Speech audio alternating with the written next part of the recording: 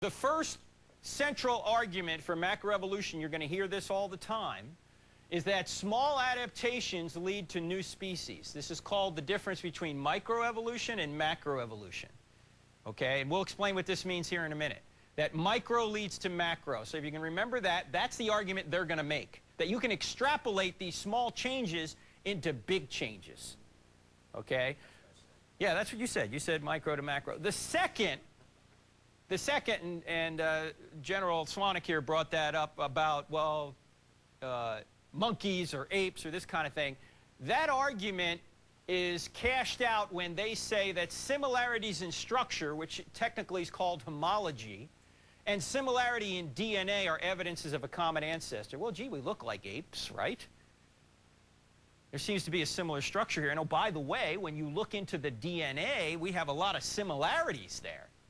So this appears to be evidence that we share some sort of common ancestor, that we're all related. But anyway, these are the two main arguments. So let's take a quick look at both of them, okay? And you don't need to know a lot of detail here. If you can just remember one philosophical point, or one point of reason, you can refute this entire argument. Let's take a look at the first one here.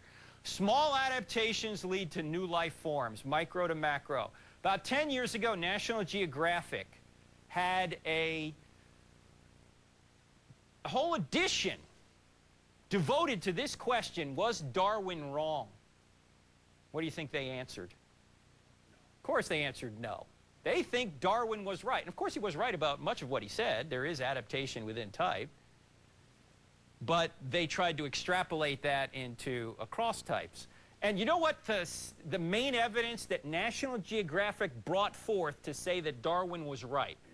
Here it is. This was the centerfold of this magazine, this whole edition. Here it is.